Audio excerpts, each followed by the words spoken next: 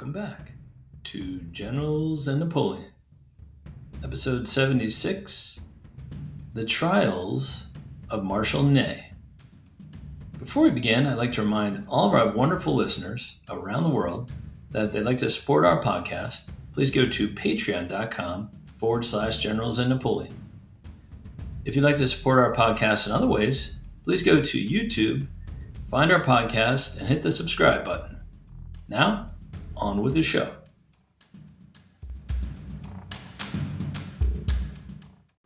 We have a good friend joining us on the call today, my friend Brian Williams, all the way from London, England. Hello, Brian.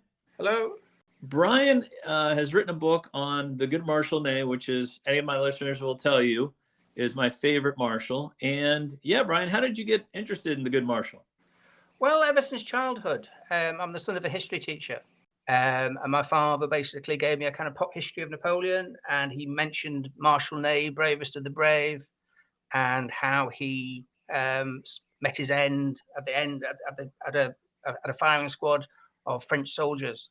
And I found it fascinating. And so it brought me into the Napoleonic period.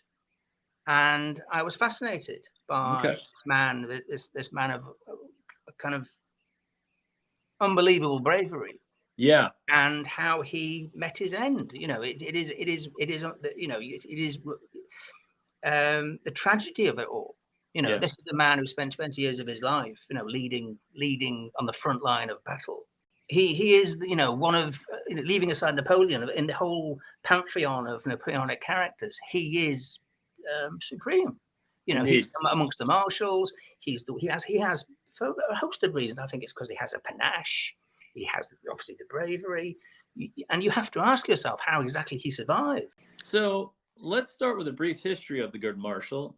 He was born in Saarlouis in the French province of Lorraine on the border with Germany. And he grows up speaking both languages. What was his childhood like? Could you sum that briefly? Well, his father was a barrel maker in the town of Saarlouis. He was a veteran of the 7 Years' War. He was of German origin, but he had enlisted in, like was quite common in those days, people from across various international boundaries would enlist in various armies. So he served his time during the 7 Years' War and was discharged with non-commissioned rank, I believe to be a sergeant. He then takes up the job of a barrel maker in the town, and he's prosperous. So Ney is brought into not a rich family, but it's not poor. Right. And he's educated with the friars, so he learns, he can read, he can write. He's not the simpleton that sometimes the illiterate that sometimes is presented. He's, he received a good education from a man of his social class in ancient regime France.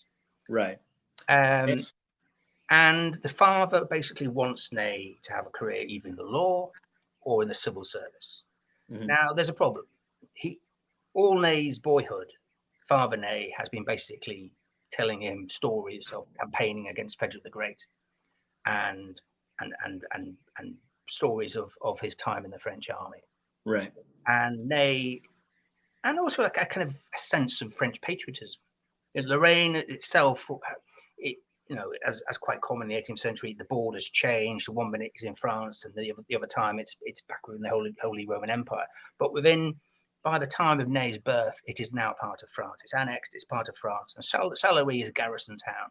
So the army's all around Ney growing up. Mm-hmm. And he wants to follow, he wants to be a soldier. And his father's basically, no, because I served in the army.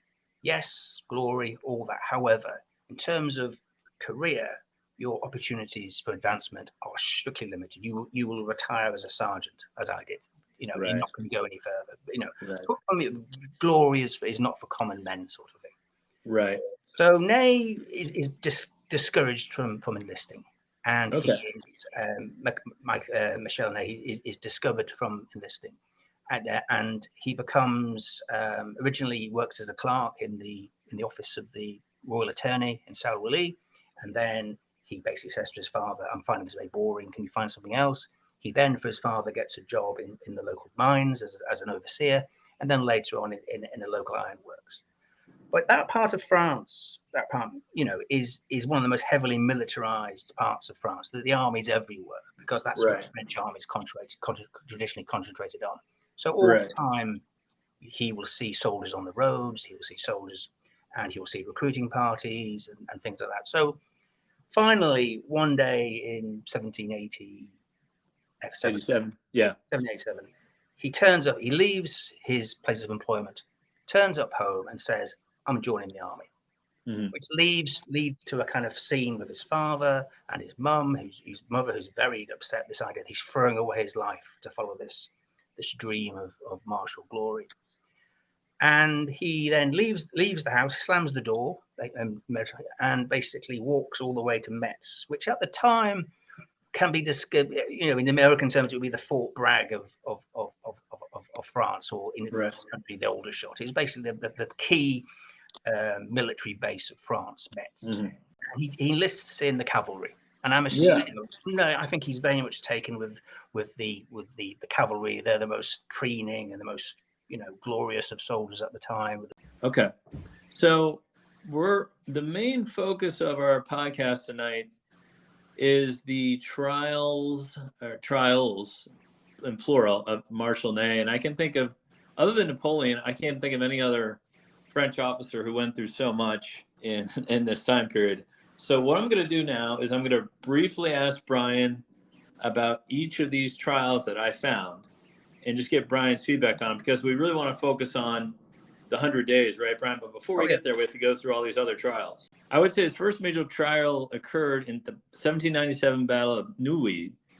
With just 500 cavalry troopers, Ney attacks 6,000 Austrians and holds them off for 4 hours until the rest of the French army can come up and complete the victory. Unfortunately, Ney is knocked off his horse and captured, but is later released in a prisoner exchange for an Austrian general. I mean, this just sounds amazing to me, but it sounds like typical Marshal Ney. Well, it's very similar. I mean, as you said, he leads his brigade into the thick of the Austrian cavalry facing them. In the hand-to-hand fighting that follows, he's knocked from his saddle. He's then fighting on foot, and a group of Austrian dragoons capture him, and he goes down fighting. He literally has to be clubbed into submission, sort of thing. Mm-hmm. Then, now, Ney is someone who he regards himself then as a failure, but he's given reassurance by key French commanders. No, this is, you're now a legend. He was already a legend beforehand. I mean, he'd established a reputation before this, but he was saying, no, this is, no one's criticizing you. These things happen.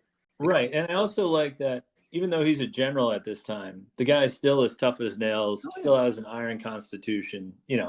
He's not just sitting back on his laurels as a general, commanding from far away. No, not at all. And the Austrians regard him with awe. I mean, he's from his commission after Valmy all the way up to this period. He's been in constant battle with the Austrians and the other coalition armies. He's been constantly in the field, and he's become a legend not only to the ordinary French soldier of the armies which he served in, but also across the front line. He was, right. He had a, he struck, I say fear, but also respect into his opposite numbers. So he was a known man, and they obviously. It kind of, again, it enhanced his reputation as an honourable soldier.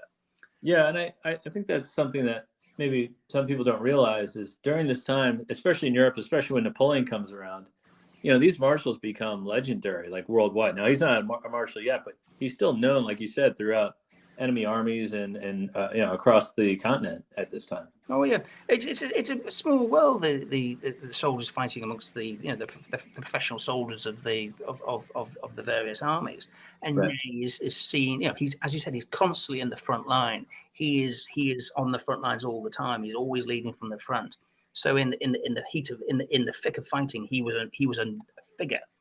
Right. He was always there, and on the opposite side of the line, he was, as I said, a known figure. So again, this incident kind of enhances his reputation. So when he is exchanged back to France, even though initially he must have felt a failure, he felt just depressed, maybe, that his military career, had faced this, he was treated with a kind of, as a sign, as a returning hero almost, because it was seen as this military exploit, with such a small force to basically hold it back. Right. Superior force, and then lead this charge and until reinforcements arrive, and so he actually returns to the French army with an enhanced prestige. Okay, well, let's jump to his next trial that I have down here, and in 1800 he leads a division this time at the famous Battle of Hohenlinden, which goes down as a victory for the French and their commanding officer Moreau. But I think Ney and some of the other junior officers to Moreau, Grouchy, played a pretty big part in this battle, correct? Oh, very much so. I mean, Ney, it's his first serious experience as a divisional commander. And the Austrians attack, and it's a very poor Austrian battle plan. They attack in piecemeal, so the attacks are focusing on Ney's division, and he's repulsing them.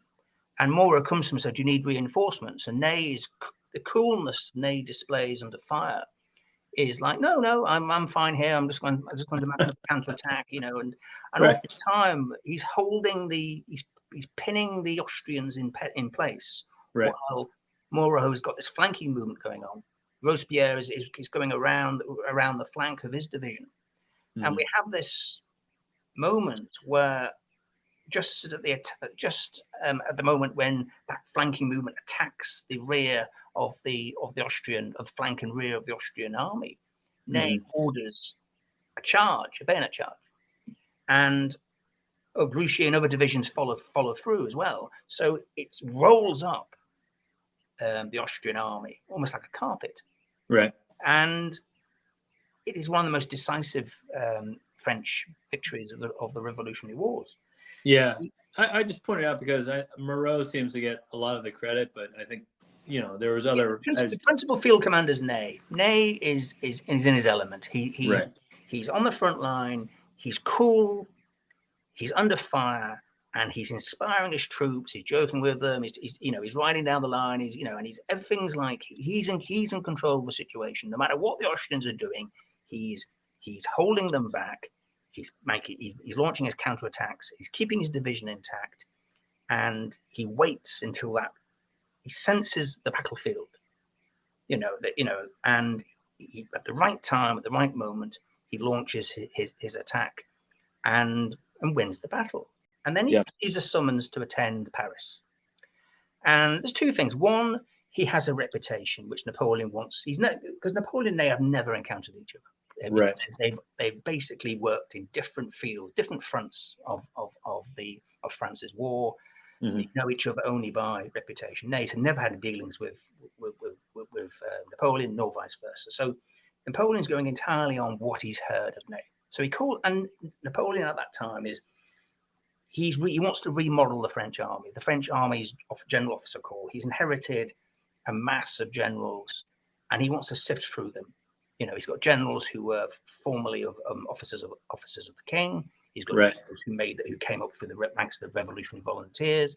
He's got generals who he knows are sympathetic to his political rivals, and he's sifting through them. So he has this meeting in Paris, and Ney goes in thinking he doesn't see anything of it. He comes in, and the meeting's pretty kind of very dry, and there's no real flash. At some point, Josephine arrives, and we have to think that maybe she knew about Ney beforehand, but she comes in, and by all accounts, the meeting changes very much. So Napoleon, Ney, that the ice is broken, they have a very good meeting. Right. And Josephine clearly keeps Ney in mind, because it then leads to his marriage, the marriage with one of her ladies in waiting, Eylau. Josephine has basically has match made him Eylau. Eylau, his wife, Madame Ney, as later, she's of the aristocracy, the minor aristocracy, which became an issue later on under the Bourbons. But her father was a professional civil servant. He was Louis XVI controller of finances, which must have been a very interesting position to be at the time of the French Revolution, as the French treasury was bare. The mother had been a lady of the bedchamber, and in the kind of one of many of Marie Antoinette's various types of ladies. She wasn't of high aristocracy; she was, as I said, of minor aristocracy. So, but she was working as a chambermaid in the palace, which again was used against Eylau by certain ladies of the Bourbon court. The mother, unfortunately, was very affected by. They were imprisoned. The father, Algay, and her mother were all imprisoned under the Revolution. And when the news of Marie Antoinette's execution happened, the mother took her own life. I believe she threw herself down a stairwell. And Josephine and Algay, obviously, I think they were, they're in the same prison together. So there was a relationship between them. And Josephine basically, was obviously at a time when marriages were arranged. She basically said, "Well, there's General Ney, handsome, brave. He's got prospects." Right. And the first meeting doesn't go well because Algay thinks Ney's a bore. He hasn't got much small talk. He turns up in his hussar whiskers and pigtail, the kind of the uniform of the French hussars at the time, and it doesn't go well. So Josephine takes Ney in hand, basically tells him, "Smarten up, get rid of your silly whiskers, get rid of your pigtail. This is a beautiful woman. Show some interest." And I think she probably has a chat with Josephine, with Algay, and said, just give him a chance, sort of thing. And subsequent meetings go very well. Yeah. Ultimately get married, and by every account, it is a very happy marriage. We'll come back to Algay. I want to, because I do want to get to her, especially in the 100 Days. We'll come back to that. 'Cause I want to put a pin on that because I want to talk about his next trial, which is he's dispatched to Switzerland. France has kind of taken it over and made it the Helvetian Republic, and Napoleon asked him to tactfully put down any rebellion or revolts there and bring the Swiss under French control.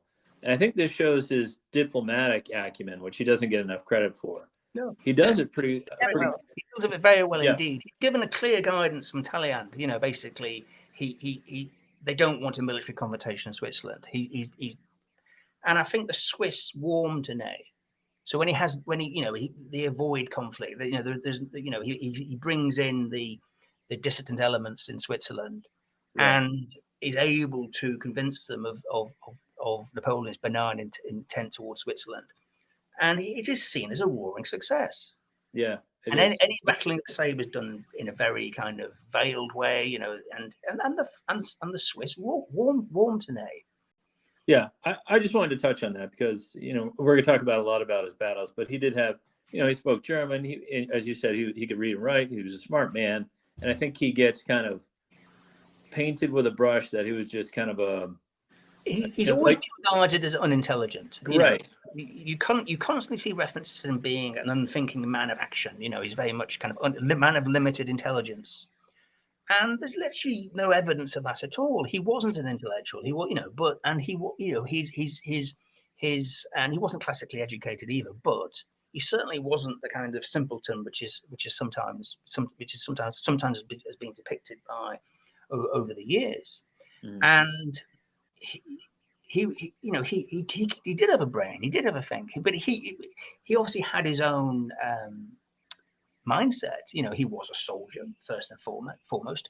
Diplomacy wouldn't have been his chosen task. If Napoleon, he'd rather have a fighting command.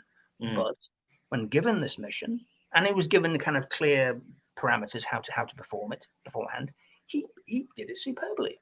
Yeah, I agree. The next trial, I mean, he did. We're going to kind of skip through Austerlitz and Ulm because I want to get to, obviously, there's so much to get to Marshal Ney. Is the 1806 Battle of Jena. And I think one of Ney's problems with leading from the front is sometimes he couldn't see the forest through the trees. Oh, no. It's Ney at his worst because he arrives late. His corps is strung out behind him. So he arrives at the field of Jena with a small force, the advance guard of the corps, which is about 2 regiments, but certainly I believe a brigade strength. And he has no role at that time in the battle plan because his corps is not in position.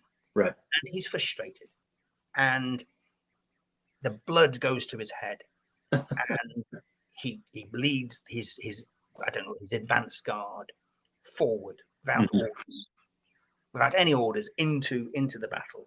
No orders, just looking for glory. Just charges ahead. Yep. And it is, I think, he's as a soldier, it's his worst moment because it's his own. He's very brave, and but he leads his men into a very tight corner. They are cut off. They are surrounded by Prussian.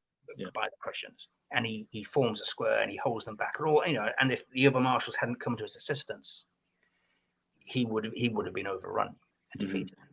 And he doesn't respond well to criticism. He doesn't kind of acknowledge his failure. He becomes very defensive. Napoleon deals with him quite kind of generously, possibly too generously, and he basically and through others basically tells him, "Yes, you're very brave. However, I expect you to behave in accordance with my orders and instructions, and not just go off and And there's a quote about him behaving like the last joined drummer boy sort of thing. But I think Ney heeds Napoleon's criticism, because at the next trial, the 1807 Battle of Friedland, he waits for his orders. He waits for Napoleon to give him the okay, and it's very late in the afternoon in that battle. Oh yeah, and we'll get to that. But I mean, in that battle, he's phenomenal.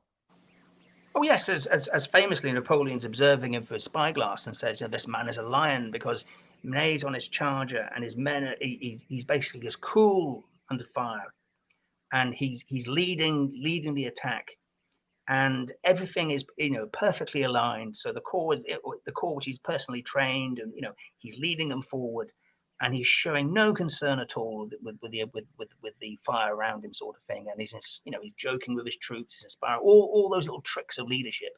Right. He's showing no concern at all. Right. And he's urging on the soldiers in this attack. And as Napoleon said, that man is a lion. And, and even the other marshals are saying, "Oh this man is remarkable."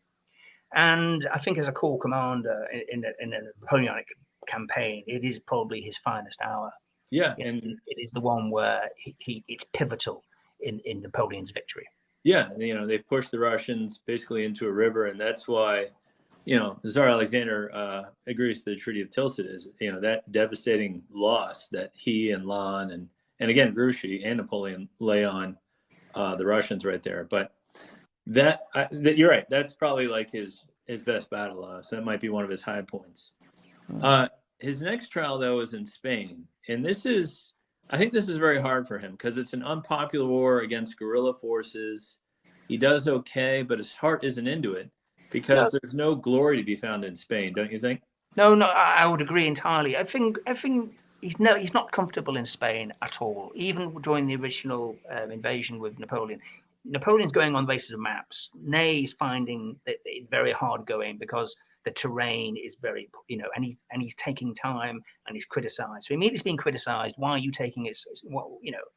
And he's finding that unlike that, he's fighting, and not only is he fighting the Spanish army, he's fighting the Spanish people. Right. And messengers are disappearing, and their bodies are being found, and guerrillas are appearing, and they're picking off French patrols, they're picking off French messengers, they're attacking French outposts, and it strikes against Ney's idea of honourable soldiering, that he's fighting against a people, right? And he's never comfortable, and when Napoleon leaves Spain, he then has to work alongside other marshals. The lack of Napoleon's guiding influence, the marshals are fighting their own separate battles, sort of thing, their own separate campaigns, and they won't cooperate. Yep. You then have later on Messina is brought in as commander-in-chief, and Messina, at the time of his appointment, is not the Messina of the 1790s. He's tired, he's worn out. He didn't want the appointment. He has a very flamboyant love life, and he brings one of his mistresses dressed as a French cavalry officer. Right. And this offends Ney's kind of sense of propriety, because he basically says, "Well, you're here to be the commander-in-chief. What are you doing flaunting your mistress around?" Right. Messina famously also has a very loose interpretation of private property. Right. Yeah. And he kind of presents to Ney these telescopes, which has been taken from a Spanish observatory, as a gift. And Ney promptly returns them to say, Marshal Ney doesn't accept stolen property.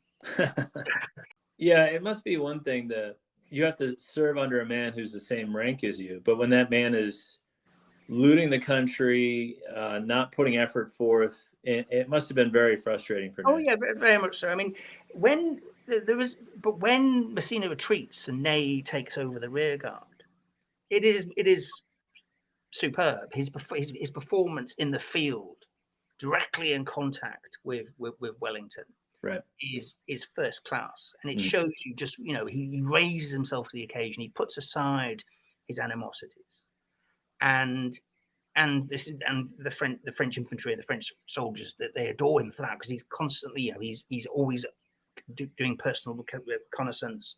He's taking over. If there's one thing he knows how to do well, is to lead a rear guard. However, he will not leave it alone with Messina.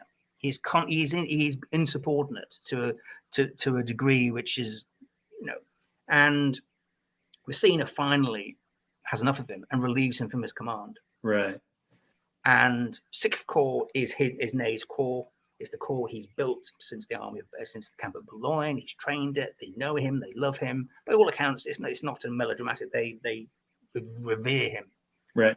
And and we have a very emotional departure. It is a horrible campaign in many ways. It's a brutal, horrible campaign. Yeah. In lots of ways.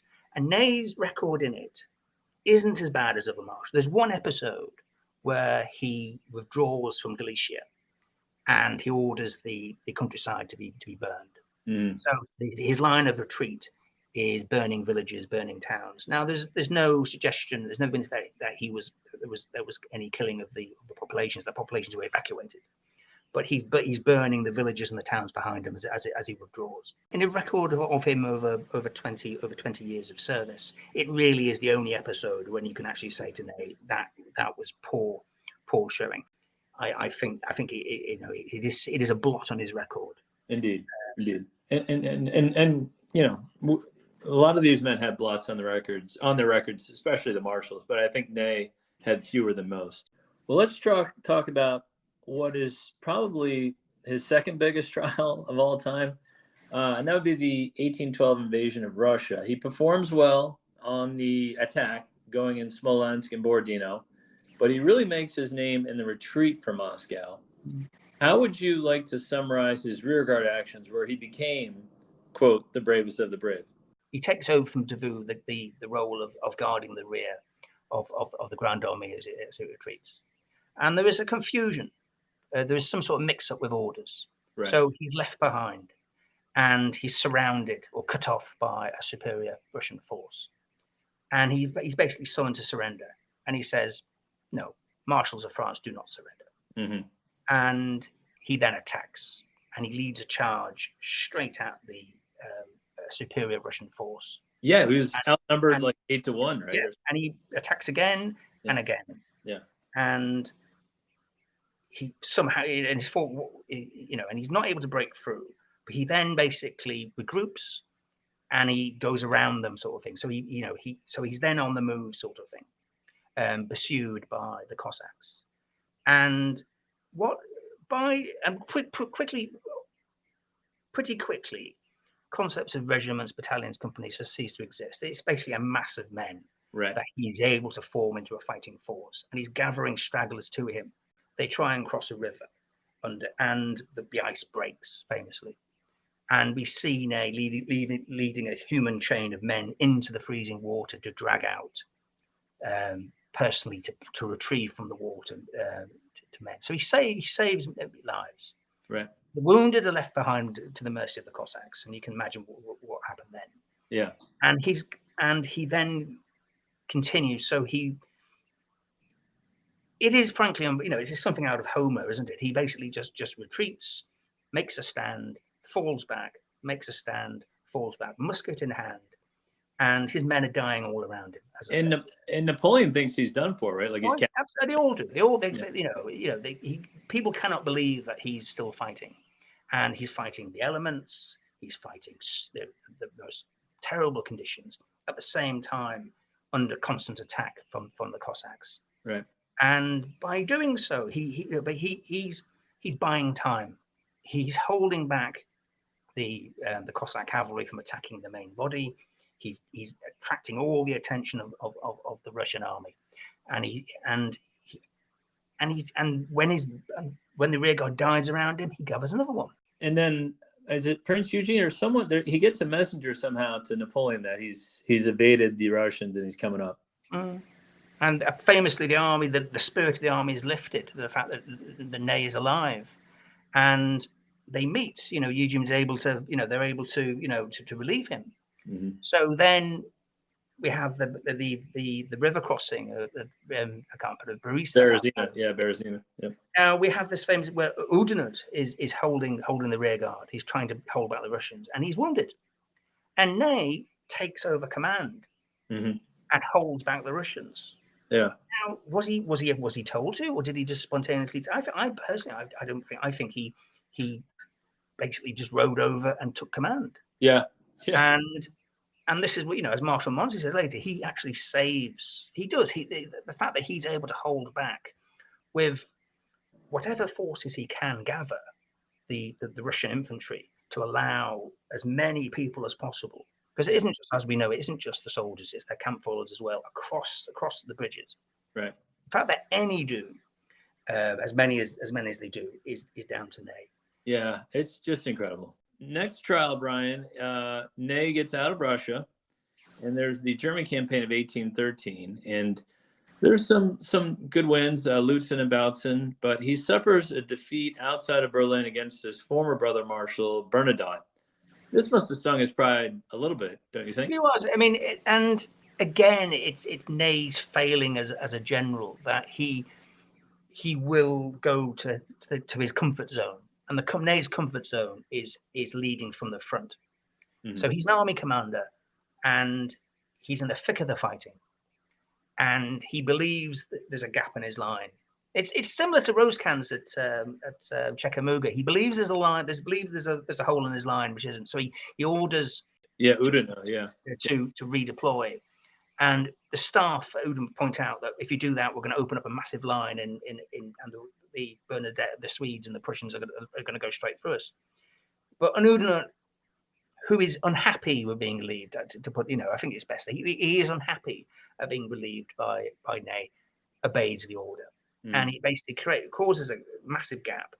And the Prussians, it's Bernadette in command, but the Swedes are nowhere near, and they do all the fighting, and they're not very happy about Bernadette claiming the victory. But the difficulty with that whole battle is that Ney isn't acting as an army commander. He's behaving as a captain of dragoons, as a captain of grenadiers. I think Renier later on, he behaved like a lieutenant wrapped in a general's cloak. Right. He's behaving like a second lieutenant. It's not what his role is to be. Right. And it is routed. It is an appalling defeat, and one of several defeats of the marshals at that time. I think Oudinot gets defeated. Van Damme gets defeated. MacDonald, MacDonald gets defeated. And it's around that time when the plan is that when the marshals are in the field attack, when Napoleon's in the field withdraw, right? They know they've got the measure of the marshals. They know they can beat them, right? And Ney is just yet another defeat, which Napoleon takes to heart. So Ney feels that defeat very badly. His next trial is the 1814 invasion of France, where he eventually has to tell Napoleon that he should abdicate. After Napoleon insists they march on Paris to eject the Allies. He believes that he's saving France from civil war. He believes that in case Napoleon did march on Paris. He's also looking around the state of the French armies at the time. What are they fighting with? Old men and boys. The French armies at that time are in no position to win, and more suffering. So he's basically, it is an act of civic courage to say to Napoleon, we can't win here. You have to abdicate. Yeah. And Napoleon never forgives him. Napoleon goes off to Elba on his first exile. The Bourbons return under Louis XVIII. What is Ney's role? Ney basically says to the 18th, if you want to preserve your authority, then keep the Imperial Guard. Keep the Guard as your royal guard. And Louis XVIII initially agrees, and then basically effectively disbands the guard and scatters it. So he also the Bourbon senior nobility have no time for Ney. Yeah, they despise him. Yeah, he's not an aristocrat. Yeah. They see him as a jumped up sergeant. Right. So he's sidelined very immediately. The Bourbon princes, the Duke of Artois, the Duke of Albany, all the Duke of Berry, they want the army to themselves, and their idea is to basically rebuild the French army into the army of the ancient regime. Right? Yeah. They have no understanding of France. They have no understanding of the French people, and most significantly for Ney, they have no understanding of the French army at all. Right. And Ney is aghast that we see veterans being discharged in their thousands. We see officers being passed over promotion, and instead, promotions are given to emigres who had basically either not seen any action at all or had served in foreign armies, which offended Ney. He doesn't understand. He's bewildered by that. Right. And then, of course, then you see the treatment of his wife. So, correct. The Bourbons bring back to the Tuileries Palace the etiquette of Louis XIV. The court etiquette, and Ney is constantly being treated, in his view, disrespectfully. Right. So he withdraws from court. The problem is his wife Algay had, under the Empire, been one of the leading lights of the Napoleonic court. She was someone, a hostess, a society lady, balls, and she believed that she could continue this under the Bourbon regime, yeah. And of course, not at all. That they despise her. The ladies in the court cut her. She's ostracized. They don't recognize her. Right. The Duchess, Louis XVI's surviving daughter, she despises anyone connected to the French Revolution. She despises, she has no love at all for the French people, let alone people who served, and she regards, she basically says, "Oh, you're Algay, you're the chambermaid's daughter," and things like that. So she completely cuts down Algay again and again until there's a famous episode where Algay returns to the house in Paris and she's in tears and very upset. And Ney, who's he's been writing letters to the Chamberlain to say, "Can you please stop my wife being disrespected? Can you please ensure that she's treated with respect?" And they're just ignored. Right. And Ney.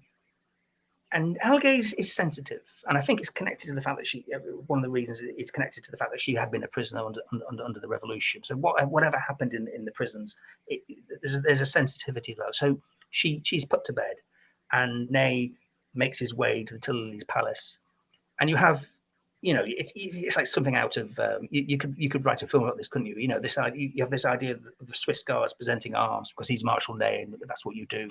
You have the courtiers of the court running around, not knowing what to do, and he walks into the royal presence of Louis XVIII, who's eating, as you can imagine, and he bows respectfully to the king, and then turns around, walks towards the Duchess and her ladies in waiting, and in what has been described as barrack room invective, tells them what he thinks of them. Right. And very, and that's the end of Ney in the court of Louis XVIII. Yeah. And rightly so. I mean, he basically has enough of them. Says, right, Right. And he withdraws from court. He withdraws from public life, and he's bitter. And he's bitter. And he's as we going on to, he's in his country house when the news of Napoleon's return. All right, let's talk about that. So Napoleon returns in 1815 from Elba and gathers up a small force of his supporters, and Ney is dispatched to stop his return. Now, this must have been an agonizing time of decision for Ney. I mean, he really legitimately had three options. He could feign sickness like Massena or Oudinot and just stay home. He could go with the king into exile like MacDonald or Victor, or he could rejoin Napoleon. I mean, that must have been a tough decision for him. Oh yes. There was no reason, for him to go to the Tuileries Palace and to basically tell Louis XVIII that he will return Napoleon in an iron cage. Mm. That is Ney being Ney. Ney dramatic. Ney. He's basically presenting himself as the savior of France. That I'm the man to stop civil war. I will meet Napoleon, and Right. The problem Ney has is that all around him, the French administration, the French army is falling apart. Mm-hmm. Literally, he takes a force of between 3,000 and 6,000 men to meet Napoleon. He finds that literally he will send. He's receiving no instructions from Paris. The Bourbon princes are in the field and frankly withdraw immediately. All the other marshals, as you say, are either or resigning or feigning illness. So he's sending messages of support to various commands across France, and is receiving no answer. Right. He's cut off. He's receiving no information, no instruction, and he's receiving reports all the time of mass defections, of tumultuous crowds, regiments defecting, and he's thinking, what do I do? Right. If I raise a musket to Napoleon, am I going to spark off a civil war? Right. And he knows also the quality of his troops. He's lived a long time amongst the French soldiers. He can walk amongst them. He's hearing their mutterings of discontent. He's got the Bourbon, his number 2, right? Who, and he was not the most reliable of no. Right. And he's not receiving any sort of support from his own officers. He's isolated, a very isolated position. And of course, he then receives what is Napoleon's a masterclass in emotional manipulation. Napoleon sends those 2 imperial guards to him, and they say, "I will meet you as I did on the eve on the aftermath of Borodino." And Ney is just like, what am I going to do here? Everyone loves Napoleon. I'm not hearing any reports of resistance against him. My soldiers are in disorder. Everything's in disorder. Am I the man that's going to spark a civil war? Right. So he parades his army, and he announces that we're going to join Napoleon. Right. And the army breaks ranks around him. And but I think his reaction is, I've made a terrible mistake. I'm doing this, and then he regrets it. I think with Ney, from that point, he regrets doing this because he's broken his bond, he's broken his word. Yeah. He's not like the other marshals who basically had political illnesses. He made a stand. He told Louis XVIII, "I will return Napoleon to Paris in an iron cage." Yeah. And then he basically breaks his word, and he again withdraws from Napoleonic public life and goes to his country estate. Yeah, but as we all know, on the eve of Waterloo, he rejoins Napoleon. Yeah. To fight in the pivotal battle, which is a loss for the French and the end of Napoleon's empire.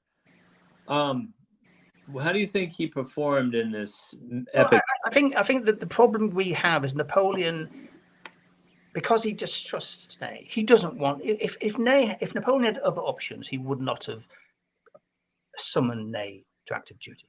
Right. Ney wasn't the kind of man at all to remain tending his rose garden when France went to war. So he was going to answer any summons. He was always going. He was basically like a trumpet call to an old war horse. He was going to respond. Right. Yes, a wiser man would have stayed home, but Ney is Ney. And he finally joins the army when they're already on the march.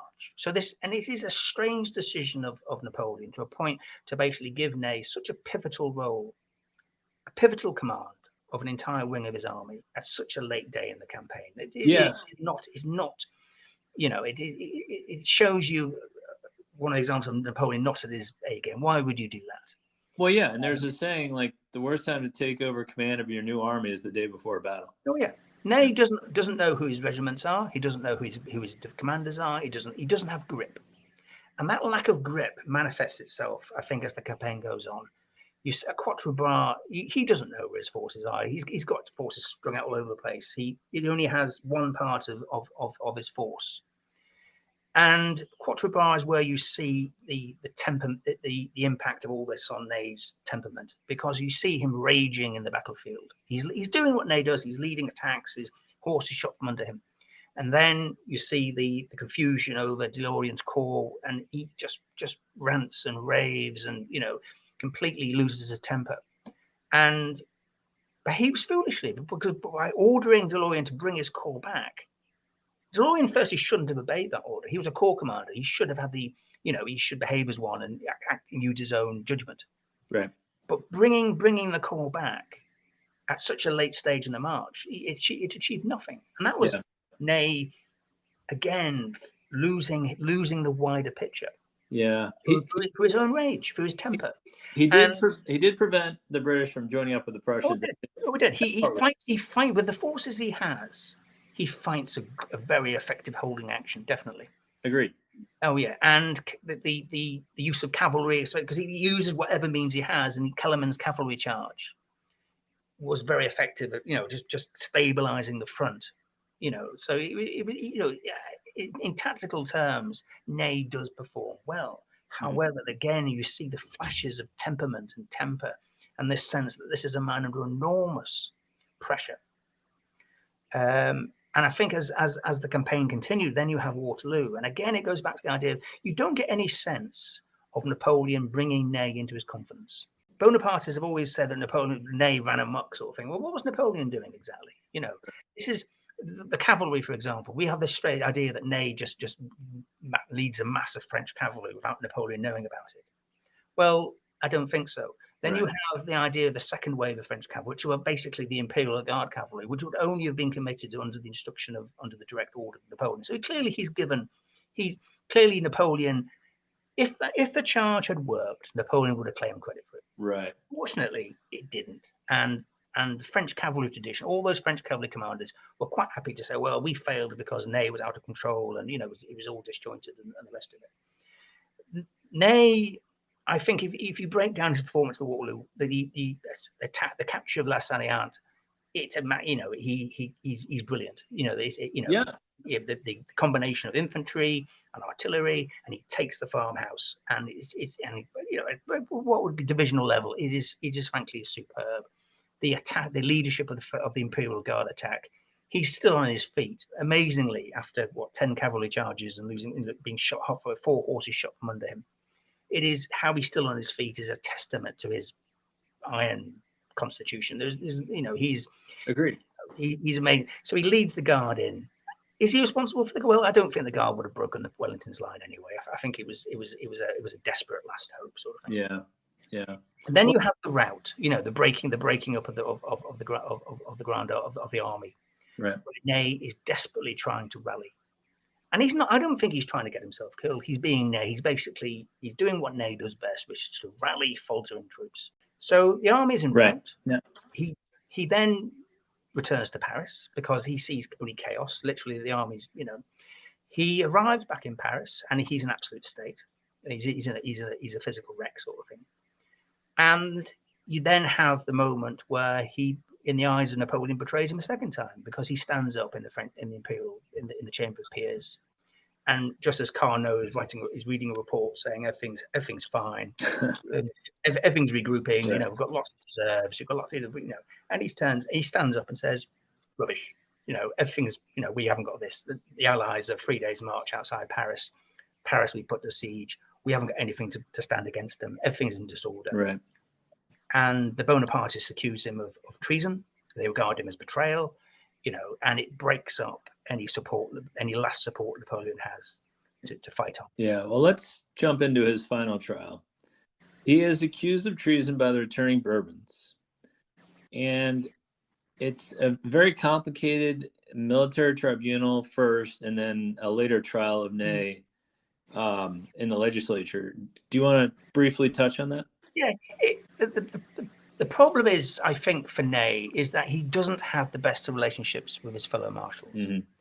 He doesn't. I don't think any of them are friends. I think he's I think you could regard Ney as socially awkward. He doesn't enjoy close friendships with his peers, and he thinks that they're going to basically bring out old grievances against him, sort of thing, and basically throw him to the wolves. Foolish, they say it's foolish, but that's what he believes. Right. The marshals themselves don't come out of this very well. No.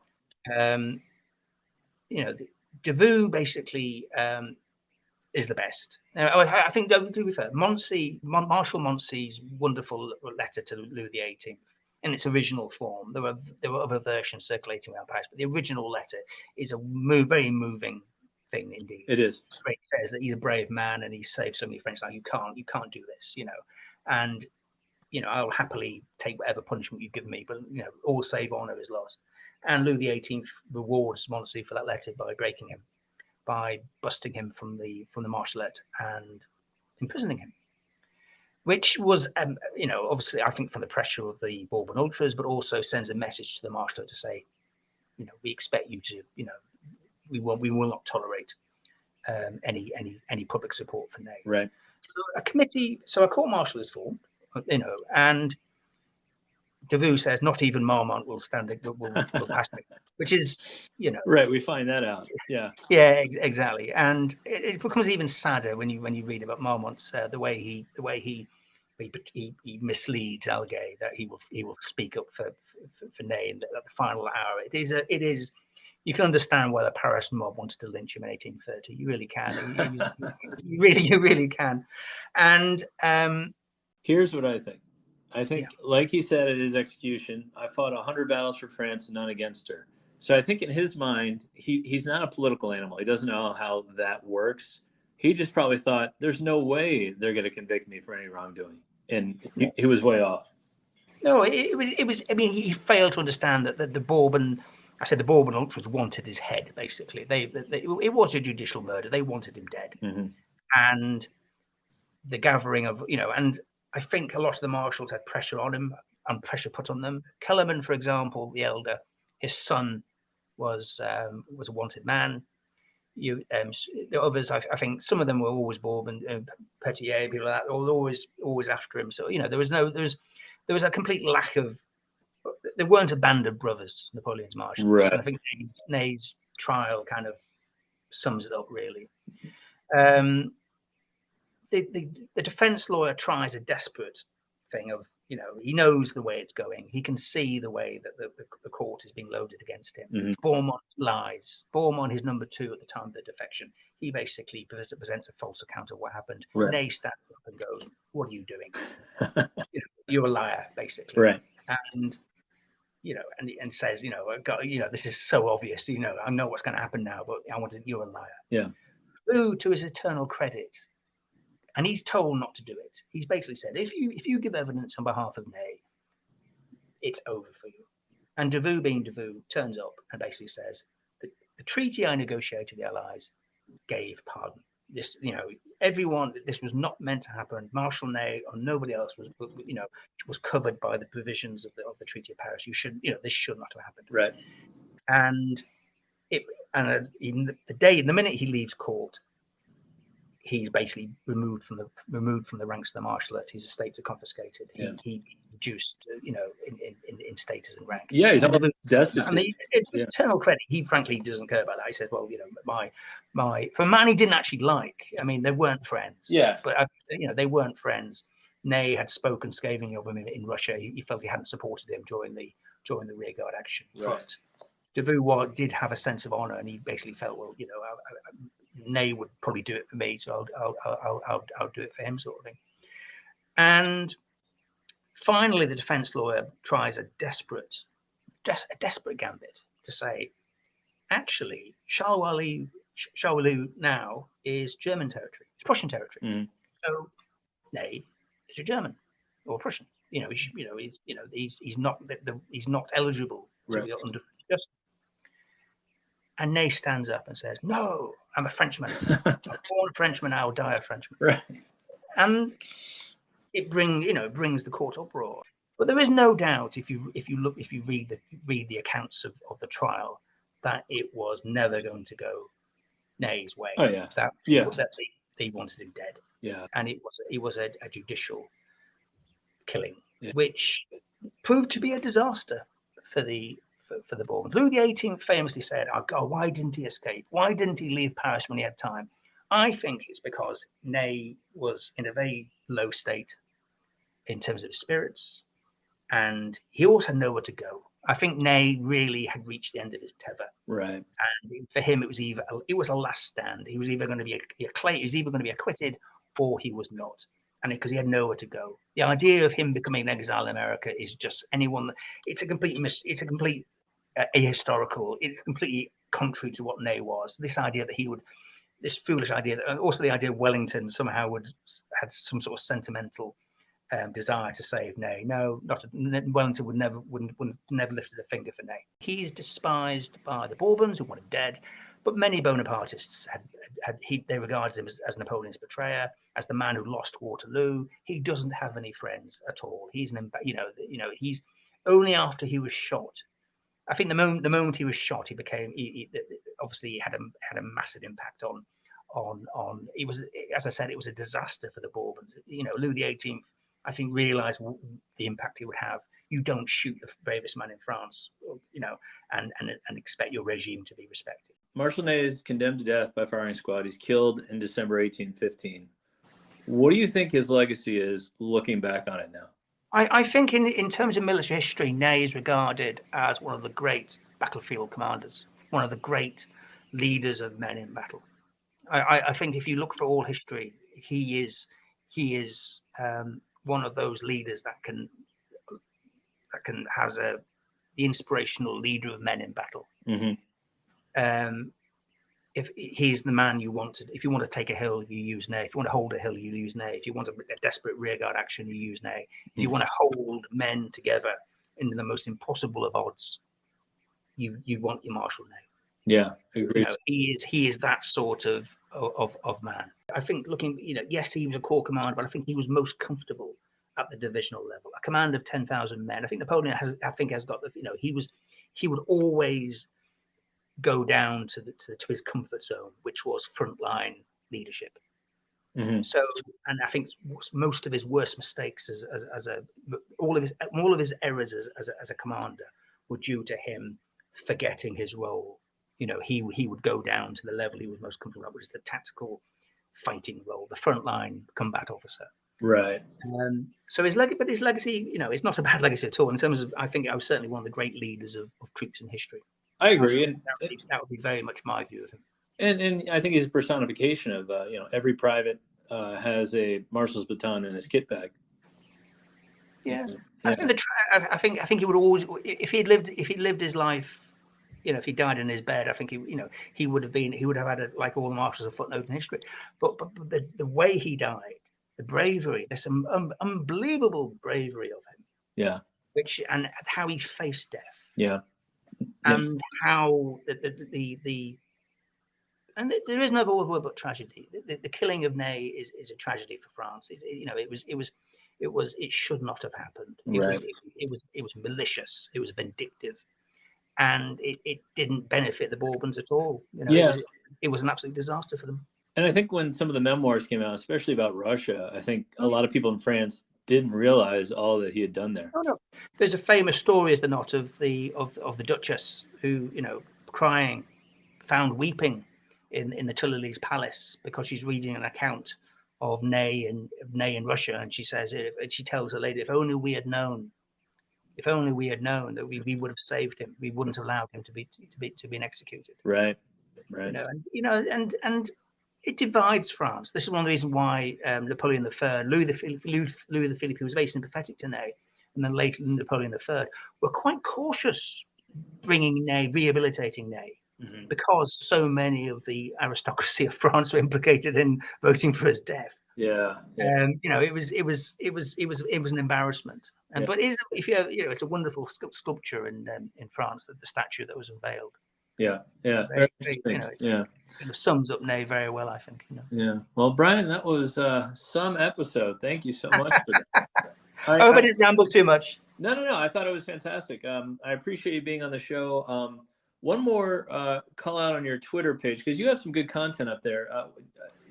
People can find Brian Williams on Twitter. They can, yes. Yeah, it's Brian BRIW74. There's a picture of Marshal Ney as my avatar. So, yeah. I like it. Well, thank you for coming on the show. I appreciate it. Very much indeed. Thank you. Absolute pleasure.